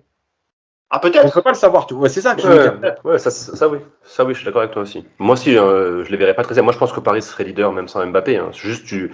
Il aurait été forcé de s'adapter différemment. Juste, le constat est que sans Mbappé aujourd'hui, Paris, c'est quasi rien. Mais si en début de saison, on nous enlève Mbappé et qu'on essaie Voilà. de construire différemment, je pense quand même avec les joueurs présents, je pense que Paris serait quand même Après, premier. moi, j'ai un doute sur le fait qu'il aurait évolué parce que en première partie de saison, il a il a deux latéraux qui sont faits pour centrer, pour jouer plus haut, pour jouer plus offensif. Ça fait 4-5 mois qu'il les a à disposition. Il les a jamais fait jouer pour les mettre dans les meilleures dispositions. Donc, est-ce qu'il aurait fait pareil sans Mbappé? Est-ce qu'il aurait trouvé des systèmes pour que Icardi marque plus? Je sais pas. J'ai des doutes quand même. J'ai des doutes. Du coup, on va passer à vos flops. Et là, c'est intéressant parce que je pense que vous avez quasiment tous les mêmes flops. Alors, ça va peut-être en faire bondir certains, je ne sais pas, parce qu'il paraît que, d'après Pochettino, par exemple, Pochettino et Leonardo d'ailleurs, Messi est intouchable, c'est le meilleur joueur du monde. Et si on le critique, c'est qu'on ne connaît pas le football. Alors, je sais que Samy et Nico ont cité Messi parmi les flops. Alors, c'est vrai que, par exemple, ah, pas toi, Nico, pardon. C'est vrai que toi, t'avais mis Neymar, il me semble. C'est ça. On va d'abord partir sur Messi, comme ça au moins vous pourrez donner votre avis. On avait déjà fait les débats lors des podcasts sur le rendement de Lionel Messi avec le Paris Saint-Germain. Alors, si en Ligue 1 il a très peu marqué, il en est à un but, il me semble, et 5 passes décisives, mais dont 3 face à Saint-Etienne. En Ligue des Champions, c'est un peu mieux. Il est à 5 buts, je crois, et peut-être 2 passes décisives, mais je suis pas très très sûr sur les passes décisives, mais les 5 buts, ça, c'est sûr. Mais malgré tout ça, Samy, tu l'as mis dans tes flops parce que selon toi, le rendement n'est pas suffisant pour l'ami Messi. Bah, clairement, à un moment donné, tu recrutes le meilleur joueur du monde, le gars qui a 7 ballons d'or. Après, attention, hein, je critique pas le niveau du joueur dans sa carrière et globalement sur ce qu'il vaut, sur ce qu'il vaut, ouais, sur ce qu'il faut au Paris Saint-Germain. Je suis désolé, mais c'est insuffisant. Je vois pas comment on peut dire le contraire. Quand on voit ce qu'il était capable de produire encore la saison dernière avec un Barça beaucoup plus faible, je pense, en qualité d'effectif que ce Paris Saint-Germain là. Quand on voit qu'il portait depuis 3-4 ans son équipe en Catalogne. Je suis désolé, ce qu'on voit aujourd'hui, et puis en plus, voilà, avec les allers-retours avec la sélection, on l'a pas vraiment vu jouer en début de saison. Alors maintenant, on va me dire oui, mais il n'a pas eu de préparation. Bah, certes, on peut le trouver, il n'y a pas de problème. Trouvez-moi toutes les excuses que vous voulez concernant son niveau. Je veux bien l'accepter, parce que je pense pas que ce soit son niveau réel, mais sur ce qu'il a montré, peu importe les excuses, sur ce qu'il a montré, je suis désolé, c'est un flop. C'est insuffisant, parce que même pour ses prestats en Ligue des Champions, il me semble qu'il y a quelques pénaltys qui traînent, et il me semble que c'est pas lui qui les a obtenus, ça reste plus des cadeaux, des offrandes pour le mettre en avant. Il y a aussi certains buts, quand on regarde, à part celui contre City, qui est vraiment de son fait, et encore je trouve que la passe de Kiki elle est ingénieuse, mais c'est vrai, bon, on va être gentil, c'est quand même de son fait. Dans l'ensemble, on sent que voilà, c'est ses partenaires qui font tout pour le mettre bien, et même malgré ça, il ne réussit pas à stater pour le moment. Quand on voit ses stats les saisons précédentes, on se dit qu'il y a un problème. On nous a vendu son frère, on nous a vendu un hologramme, on a acheté, pardon, parce que personne ne l'a vendu, mais vous l'avez compris. Pour moi, il y a un véritable problème le concernant. Alors après, on peut me dire aussi que c'est son positionnement à gauche. C'est vrai que ça fait mal de le voir sniffer la ligne gauche, alors qu'on aimerait tous le voir dans le cœur du jeu. Mais malgré toutes ces excuses, et je veux bien les entendre et je les comprends, je trouve que c'est insuffisant pour un joueur de son calibre. Sur ce qu'il nous a montré, c'est insuffisant. Il y a des carences physiques, il y a des carences même dans la finition. Tu sens que, alors je sais pas, il est pas heureux. Mais de toute façon, il y a toujours un problème avec les stars au Paris Saint-Germain. Neymar, on en a trouvé 1000. Donc Messi, maintenant, il est pas heureux. Il veut retourner en Catalogne. Il aime pas la vie à Paris. Mais juste, excusez-moi, messieurs, mais là, sur ces 5 premiers mois, je m'attendais à beaucoup mieux. Quand on voit la hype qu'il y avait en août et quand on voit ce qu'on a eu en décembre, moi je reste sur ma fin. Ouais, mais t'as pas vu. Toi, tu dis ça, mais t'as pas vu la stat. C'est quand même le premier joueur des chaussures blanches avec des bandes rouges et des lacets bleus qui arrive à dribbler 3 fois en 5 matchs. J'étais obligé parce qu'il y a une stat qui a tourné là. De ouf. Il était dans 43 actions qu'on finit par un tir en 5 matchs. Mais frère, il il est attaquant. Rappelle Yacine qui fait cette stat et pourquoi. Alors, c'est une stat qui vient du compte Twitter officiel de la Ligue 1. Et évidemment que la Ligue 1, pour pouvoir vendre aussi son produit, etc., obligé de trouver des choses positives sur Messi. Ils vont pas dire Messi c'est un flop, ne regardez pas les matchs de Ligue 1. Les détournements sont exceptionnels. Hein. Les détournements sont exceptionnels. Ce qu'ils font, oui. Parce que, donc rapidement, 43 actions qui finissent par un tir, Messi est dedans sur les 5 derniers matchs. Ça fait donc 8 actions par match qui finissent par un tir. On n'a pas dit l'occasion de l'année, hein, qui finissent par un tir. Donc 8 actions, il est joueur offensif du PSG. Voilà. Et il y a des gens qui s'extasient, qui ont retweeté « Ah, Messi, vous parlez de Messi ». Non, mais voilà quoi. Après, moi, je ne l'ai pas mis dans les flops, je le dis. Parce que pour moi, en fait, c'est pas un flop, c'est insuffisant, oui. Mais c'est pas un flop, voilà. C'est un flop par rapport à l'attente, en fait. Voilà. Mais moi, je ne l'ai pas mis dans les flops parce que je pense qu'il y a pire. Je vais donner la parole à Nico sur Messi. Tu peux dire un mot et ensuite tu nous parleras de ton flop qui pour toi est Neymar, le numéro 10 brésilien. Il n'y a pas que lui, hein, mais il fait partie. Oui, il y en a 3, mais on va D'accord. Ouais, Messi, moi, c'est exactement ce que vient de dire Samy. Je pense que il y avait une attente tellement grande qu'aujourd'hui, on est forcément déçu parce que ça ne correspond pas à ce qu'il était capable de faire avant. Mais, et ce n'est pas des excuses, ce sont des faits, il y a tout l'environnement qu'il faut prendre en compte. C'est un joueur qui a fait toute sa carrière dans un seul club. Je vous rappelle comment il est venu à Paris. Le lundi matin, il est venu à l'entraînement du Barça. Le lundi midi, il était en train de vider son casier. Le mercredi, signé au PSG. Ce n'était pas du tout prévu. Donc, c'est un changement de vie. C'est un changement de championnat, de pays, de culture. Il y a les enfants, il y a la femme. C'est un bonhomme, hein, Messi. C'est comme nous. Hein. Demain, t'envoies Yacine sur le podcast d'un autre site fan du PSG. Peut-être qu'il ne sera pas à l'aise non plus. Hein, on ne sait pas. Il a ses habitudes ici, Yacine. Donc, tu vois, on a eu trop d'attentes avec Messi. Et du coup, on est déçus. Mais oui, maintenant, comme le dit Samy, ce qu'il a fait, c'est insuffisant. Il est aussi, quelque part, on l'oublie, mais il est un petit peu aussi dépendant d'un collectif. Le Messi, même le grand Messi du Barça, tu le mets actuellement dans ce PSG-là, est-ce qu'il est forcément au-dessus de tout le monde et est-ce qu'il marche sur l'eau, est-ce qu'il marque 20 buts dans la première partie de saison? Je ne pense pas. Je rajouterais aussi un autre truc, c'est qu'il y a beaucoup de poteaux et de barres depuis qu'il est arrivé. Il y a quand même aussi un manque de réussite. Là, on parle de Messi avec un but en Ligue 1. Si on fait le même bilan avec 7 ou 8 buts, c'est peut-être pas la même chose.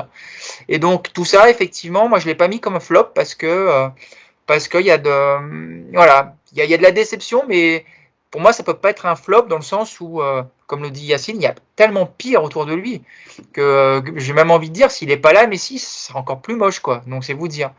Donc, j'enchaîne sur Neymar, du coup, j'ai bien compris. Oui, vas-y. Pas forcément. Alors moi, j'ai mis Neymar en flop parce que Neymar, c'est un jour sans fin avec lui. Voilà, c'est toujours ça. On se réveille le matin et puis on revit la même journée que la veille avec Neymar. Toujours la même chose. C'est-à-dire que c'est le mec qui arrive toujours de vacances avec des kilos en trop parce que ça a fait la nouba non-stop et que ça s'est absolument pas préparé de son côté. Ça met un mois et demi à retrouver une condition physique à peu près normale. Tu rajoutes encore quelques semaines pour retrouver du rythme. Et puis au bout de 3-4 matchs où il commence à te montrer ce qu'il est capable de faire, il se pète. Voilà. Et on revit toujours la même chose avec Neymar. Alors là, c'est une blessure où c'est pas sa faute parce que c'est un coup sur un tacle. Voilà, c'est comme ça, c'est la faute à pas de chance. Mais j'ai l'impression qu'avec Neymar et avec d'autres d'ailleurs, hein, on est dans un cycle infernal. On n'arrivera jamais à s'en sortir. Et on attend toujours de lui qu'il nous sorte enfin une grande saison avec de la régularité, avec des performances. Et puis on verra encore au mois de juin que Neymar il aura joué au mieux 50% des rencontres du PSG. Et puis qu'on attend forcément mieux d'un mec comme lui. Donc moi je l'ai mis en flop, même si je vais encore me fâcher avec tous mes amis du chemin du roi, que je salue au passage. Je suis toujours là, vous pouvez venir me parler avec plaisir. Et voilà, pour moi, c'est encore un gros flop cette année, du moins sur le début de saison. Voilà, de cette première partie de saison, Neymar fait vraiment partie des flops. Notez que l'ami Nicolas Puravo a dit il fait la nouba. Expression plus utilisée depuis 1987. C'est bien de l'avoir remis au goût du jour. Très bien. C'est faux, parce que Jean-Pierre Foucault l'a dit en 89. Ah, je me rappelle, c'est vrai. J'étais resté sur Philippe Bouvard dans les... C'est rare, ça mousse. On va passer à un des flops, parce qu'on n'a pas fini la liste. Un flop de Yacine. Alors, je sais que normalement, si j'ai bonne mémoire, Samy et Nico ont mis Ramos. Dites-moi si je me trompe. C'est vrai. Et j'avais mis Neymar aussi. Est-ce qu'il fait partie de tes flops, Yacine Ramos? Non. Pas du tout. Très bien. Eh ben, vas-y. Je vais te les donner comme ça, tu sauras. Vas-y. Donc, moi, j'ai mis Herrera, Wijnaldum et le jeu. Mais le jeu, on peut y inclure Pochettino, le jeu, quoi. Voilà, Ouais. ça, c'est mes 3 flops. Ok. Tu veux commencer par lequel? Parce que c'est vrai que j'ai été surpris par Nico et Samy sur le fait qu'il n'ait pas cité Wijnaldum. C'est vrai que ça m'avait un peu surpris. Mais En fait, en même temps, il y en avait que 3, donc il fallait faire un choix. ouais. Alors, je vais essayer d'expliquer. Moi, je pars toujours du principe que le flop, alors, il y a ce qu'a dit Samy, même Nico aussi, sur l'attente que tu as d'un joueur et tout. Malgré tout, à un moment donné, un joueur comme Herrera qui a joué beaucoup de matchs, c'est un flop. Il apporte rien. C'est le joueur qui donne le plus de consignes avec les mains aux autres, mais qui fait rien. Avec le ballon, c'est une catastrophe. Donc, c'est un flop, c'est tout. Le mec, il est payé pour jouer au football, il sait pas jouer au foot. Enfin, en tout cas au PSG, parce qu'attention, quand je dis ça, je juge toujours ce que fait le joueur au PSG. Hein. Je suis pas en train de dire avant, il était Il ne juge nul. pas sa carrière. C'est Ouais, juste son voilà. passage au PSG. Exactement. Mais ponctué par parfois de bons matchs. Hein. C'est pas non plus un échec total. Et je repense d'ailleurs à son début de saison, Yacine, qui était pas mauvais. Quoi. Oui, mais malgré tout, sur la durée, on est toujours déçu. Voilà, et il y a dans les matchs importants, voilà, c'est moi ce qui me dérange toujours, c'est ce côté. Tu sais, quand on relève que le côté, c'est un soldat. À un moment donné, il faut quand même se poser. On est quand même. Enfin, c'est un club de foot, le PSG. Donc les soldats, ça va 2 minutes. À un moment donné, on a aussi besoin de joueurs de foot. Wijnaldum, parce que c'est un échec sur ses prestations.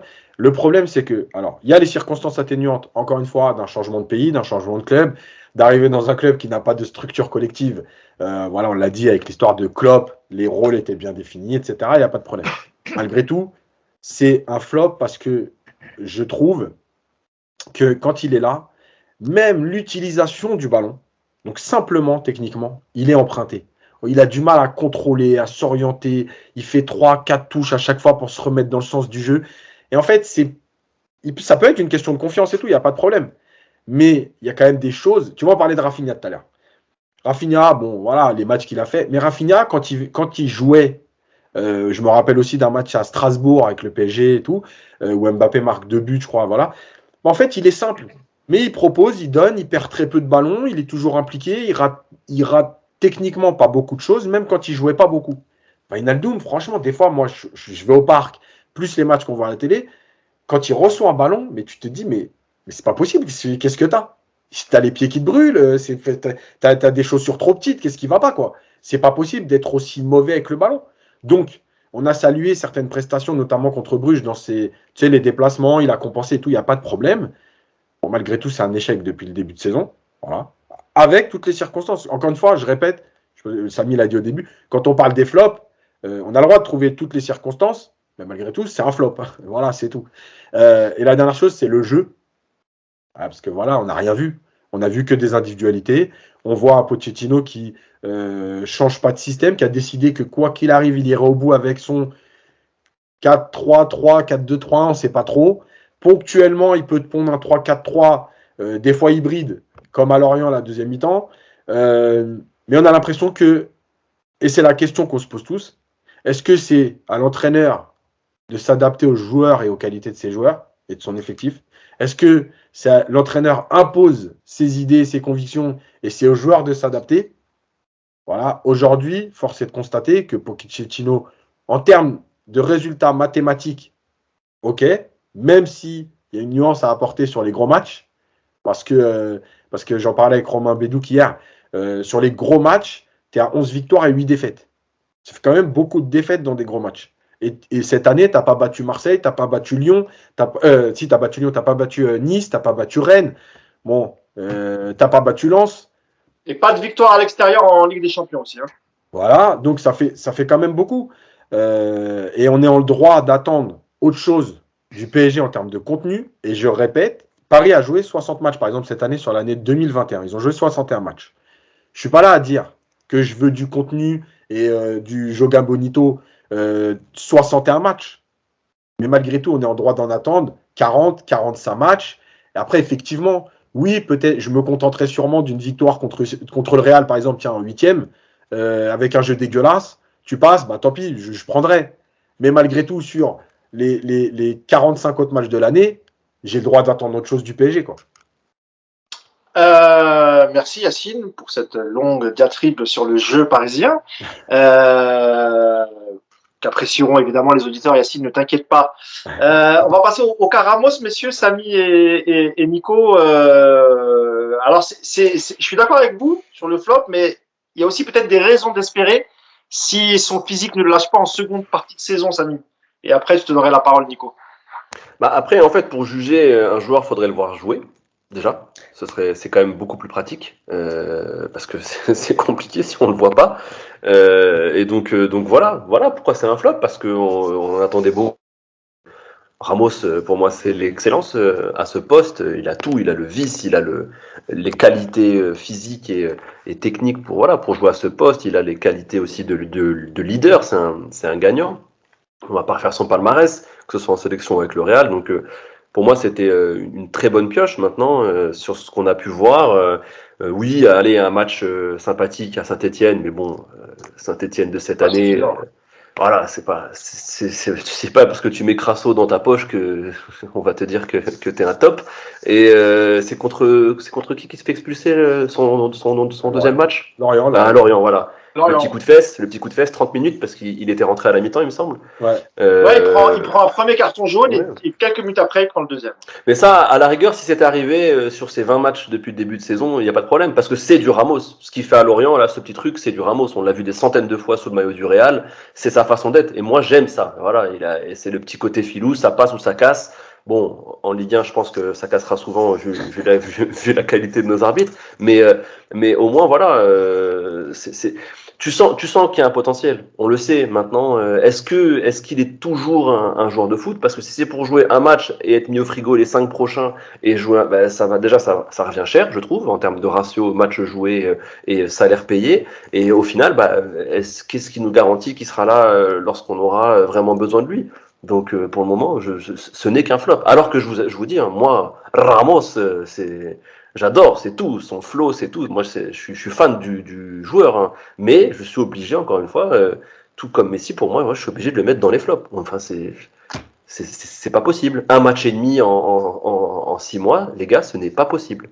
Un truc, La légende dit, Samy, que tu te laisses pousser les cheveux pour avoir la même coupe que Ramos. Ouais, Est-ce que la légende dit vrai? Ouais, c'est vrai. Et j'essaie aussi de laisser pousser mes abdos, mais ça marche pas comme lui. Ouais. Il passe chez le tatoueur, n'oublie pas. Hein. Prends quelques rendez-vous. Hein. Oui, j'irai en envoyer. Attends, Mousse, c'était le rapide, Yacine, parce que Nicolas n'a pas encore parlé. Alors, rapidement, le Fernando Charlana du PSG 2021. On sait qui se rappelle. Le coup bas, ça c'est pas bien. C'est pas fair play. Nicolas, sur Ramos, tu pourras enchaîner sur ton dernier flop en même temps. Donc tu as la parole, Nicolas. Nous t'écoutons. Non, mais Ramos, Samy a bien dit, Ramos, c'est 4 mi-temps depuis le mois d'août. Après, tu vas me dire, c'est bien, hein, ça lui fait à peu près 1 million d'euros la mi-temps. Donc c'est un bon. Moi, je trouve que le contraire, c'est un bon ratio de salaire.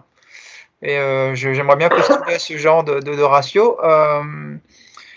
Moi, je le mets dans le flop parce que quand tu achètes une Twingo dégueulasse de 1982 avec 500 000 km et qu'elle tombe en panne au bout d'une semaine, t'es pas déçu de la même manière que si tu sors du concessionnaire Ferrari et qu'elle tombe en rade au premier carrefour, tu vois. C'est pas la même déception. Et moi, Ramos, très beau parallèle. Très beau, ouais. Et du coup, Ramos, je suis déçu par rapport à ça. Parce qu'effectivement, Ramos, on l'a bien vu sur le peu de minutes qu'il a joué. Il y a un Kimpembe dans chacune de ses jambes. Il y a un leadership que Marquinhos n'aura jamais. Excusez-moi. C'est vraiment un joueur qui te ferait un bien fou. C'est une évidence. Et donc, du coup, c'est même pas pour moi un flop, c'est juste de la frustration, voilà, d'avoir ce mec-là dans ton effectif et de te rendre compte que pour l'instant, il n'est pas apte à jouer. Donc, je le mets plus dans cette catégorie par rapport à ça, voilà, parce que j'ai pas de Twingo et que j'aimerais bien avoir une Ferrari. Voilà, c'est pour ça que je l'ai mis là-dedans. Après, mon troisième. Tout neuf, hein. Comment? Il est plus tout neuf, il sort pas du concessionnaire non plus. Hein. Non, c'est une occasion, mais en bon état, a priori, enfin, qui devait être en bon état. On n'a pas ouvert le capot, quoi, voilà.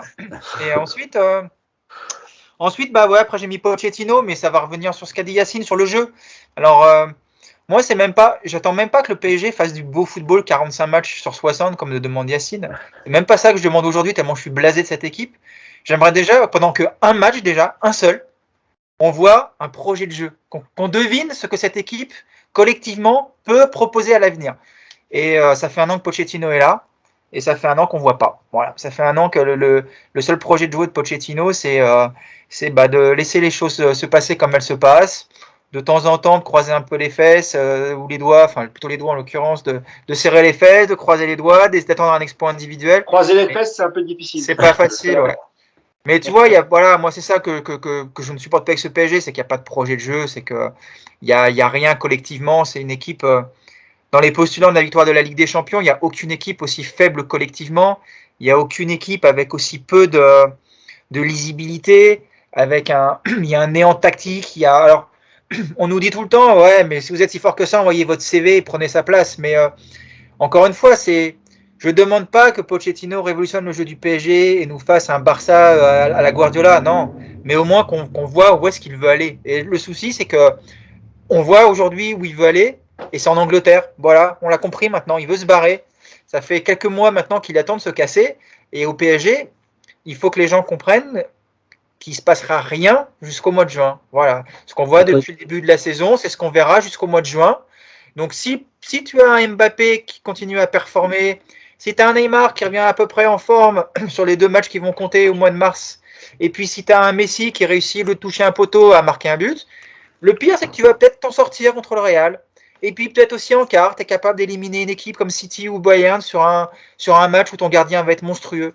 Mais voilà, c'est pas un projet sur du long terme, c'est quelque chose qui n'amènera à rien. Aujourd'hui, la solution, c'est de dégager Pochettino parce qu'il n'a pas les épaules pour ce club, c'est trop dur pour lui.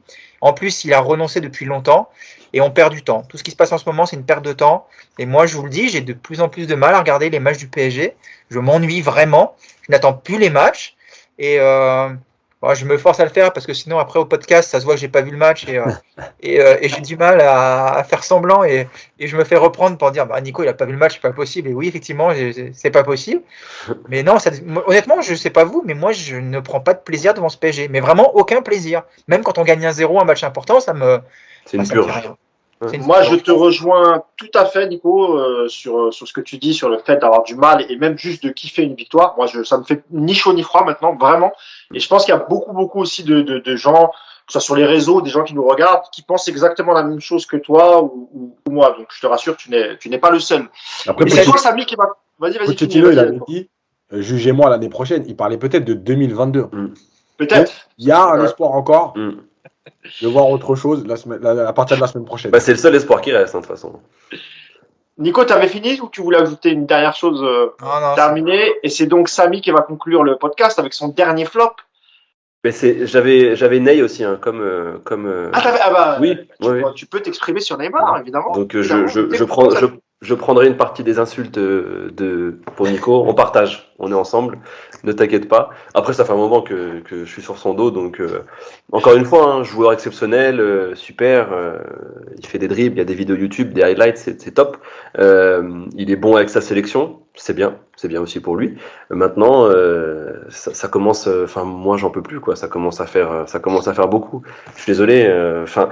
Dans l'attitude, dans sa façon, et c'est même plus l'attitude, c'est que lui s'en fout, quoi. Je sais pas ce qui se passe dans sa tête, je sais pas ce qui s'est passé.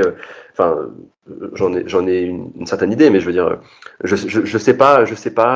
On nous a changé le joueur. Est-ce que moi de toute façon j'avais une théorie par rapport aux joueurs offensifs brésiliens. Si on peut regarder, vous pouvez en chercher, hein, vous pouvez regarder les joueurs offensifs brésiliens.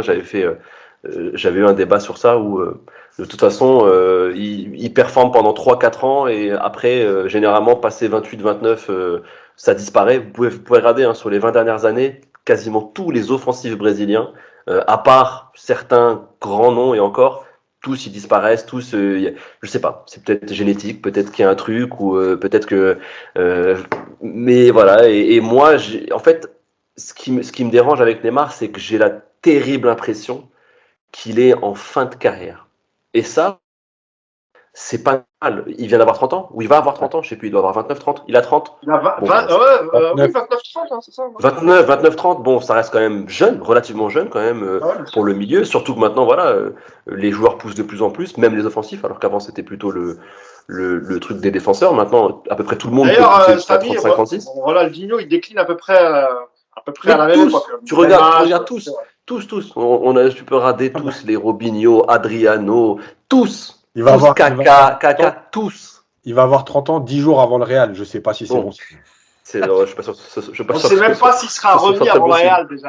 Déjà, Ouais, il sera remis, mais il aura encore d'alcool dans le sang, en tout cas, ça, c'est sûr. Ah ouais, non, bah ça. Non, ça, mais oui, parce qu'il y a son anniversaire, il y a l'anniversaire de sa sœur, il y a Ouais. le carnaval. c'est très festif. c'est une C'est très festif. grosse période. Ouais. Du 5 au 15 février, c'est Ah Bah, ouais. lui, en fait, ce qu'il coche dans son agenda, c'est ça. Il se prépare pour ça. À dire, ouais, je vais jouer le Real. Lui, il se dit, ouh, il va y avoir des petites fêtes, il va y avoir des petites ambiances. C'est ça. Non, mais au bout d'un moment, ça fait quand même 5 ans qu'on se le coltine, 4 ans et demi. On a été très indulgent, je trouve, concernant Neymar, et je peux comprendre parce que c'est un joueur frisson, comme les gens aiment bien dire. Il n'y a pas de problème. J'adore aussi quand il nous sort des grands matchs. Le problème, c'est qu'il en sort de moins en moins souvent, si ce n'est quasiment plus. J'ai l'impression que l'arrivée de Messi et l'envol de Mbappé, même si pour moi, dès le début, je pense que Mbappé l'a surclassé sur ses 5 ans au Paris Saint-Germain. Je pense que je sais pas. Alors, est-ce que c'était, il est redevenu dans un rôle un petit peu de lieutenant parce qu'aujourd'hui, on peut pas me dire que si tous les talents sont présents sur le terrain, Neymar est le leader de cette équipe. En tout cas, moi, je le vois pas, que ce soit dans le jeu ou dans l'attitude, même dans la gestuelle. On sent que voilà, même dans sa façon de jouer, il essaie beaucoup de trouver Messi. Voilà, je le trouve éteint. J'ai l'impression qu'on a affaire à un joueur finito et ça me fait du mal de le dire hein, parce que encore une fois, il est jeune et je pense il est pétri de talent et qu'il pourrait nous apporter beaucoup. Il a été très bon, notamment lors de la saison 2020. On n'oublie pas ce qu'il a fait pour nous amener en finale de Ligue des Champions. La saison dernière contre le Bayern à l'aller, faut pas oublier le match qu'il a fait, même si il a pas marqué beaucoup oublient que voilà, c'était aussi pour moi l'élément moteur de cette équipe. On se rappelle de sa passe pour Marquinhos qui est du grand art. Mais son match retour, il est bon aussi. Hein. Son match retour est très bon. Efficacité, Ouais. mais son match retour, il est très bon. Ouais, son match retour. Et rien que pour avoir chambré Kimmich, moi, je lui aurais mis une bonne note. Mais voilà, là, c'est pas possible. Tu l'as dit, la blessure, là, c'est pas de sa faute. Je pense que n'importe qui se mange ce tacle, il a quand même de grandes chances de finir éclopé. Mais quand même, sur ce qu'il a produit. Et puis, je sais pas pour vous, mais l'impression visuelle qu'il laisse aujourd'hui, il joue 20 minutes, il est bouffi, il est rouge, il est en sueur. Même moi, j'ai l'impression que je suis plus fit que lui. Et là, c'est pas possible.